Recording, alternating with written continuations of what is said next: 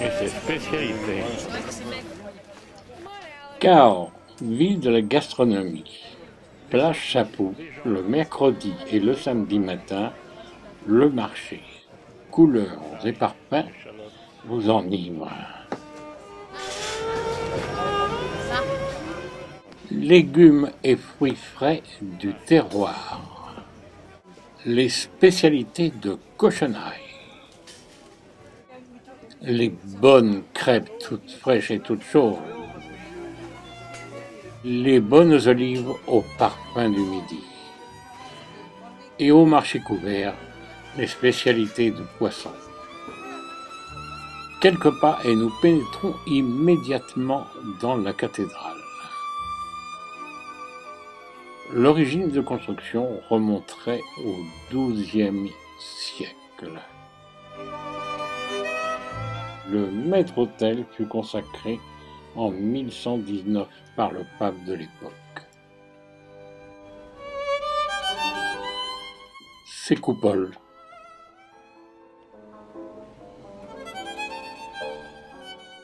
Le banc du conseil curial.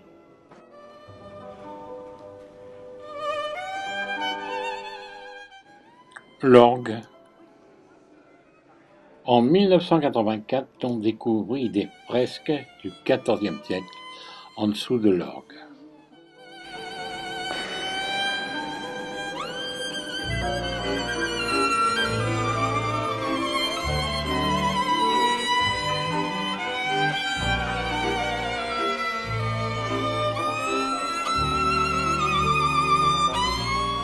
En 1782, Louis de Navarre, futur Henri IV, détruisit l'ensemble de ses œuvres.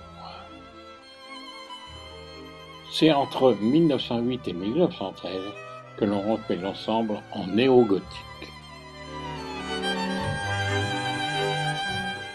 Nettoyé en 2007, à cet endroit l'on retrouve l'Annonciation, la Circoncision, la Nativité, remis en état.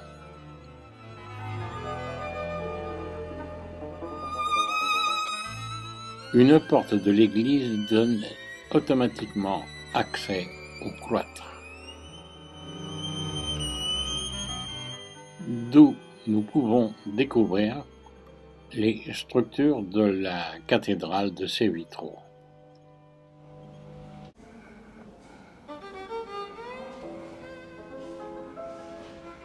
Le cloître d'art gothique a été réalisé entre 1483 et 1553.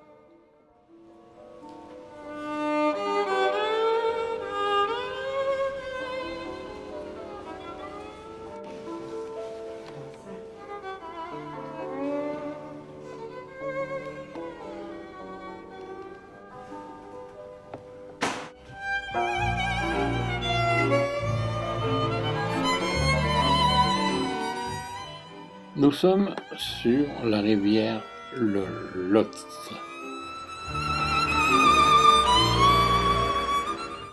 Et c'est entre 1308 et 1350 que ce pont Valandré fut construit, appelé aussi pont du Diable. La longueur de ce pont est de 138 mètres et la largeur est de 5 mètres, mais interdit à la circulation automobile.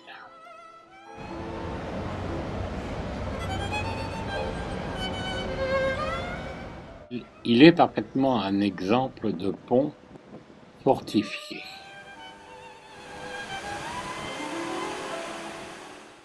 Il est construit sur 6 travées de 16,50 m chacune. Il fut remis en état entre les années 1867 et 1879. Surplombant le Lot, Saint-Cyr-la-Popie est, pour ses parfums, ses truffes, un des endroits préférés des Français. D'époque médiévale qui abrite 13 monuments historiques. Après avoir garé notre voiture au parking, nous descendons vers la ville.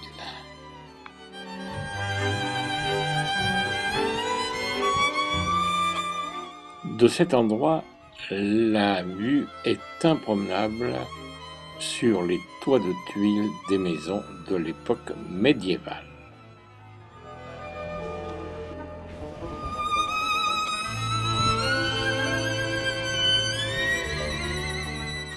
En principe, des maisons, la vue est imprenable sur la nature. Combien de tonnes de marchandises la rivière Lot a supporté?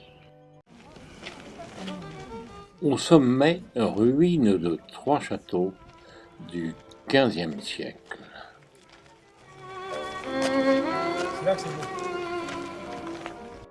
Et si les murs parlaient, que nous raconteraient-ils?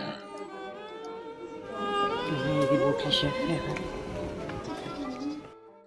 L'église fortifiée.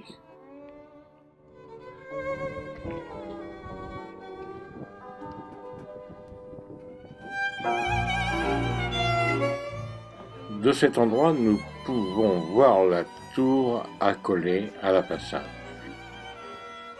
Et le temps ne suspend pas son vol. Reconditionnée à l'intérieur, l'église mérite une petite visite.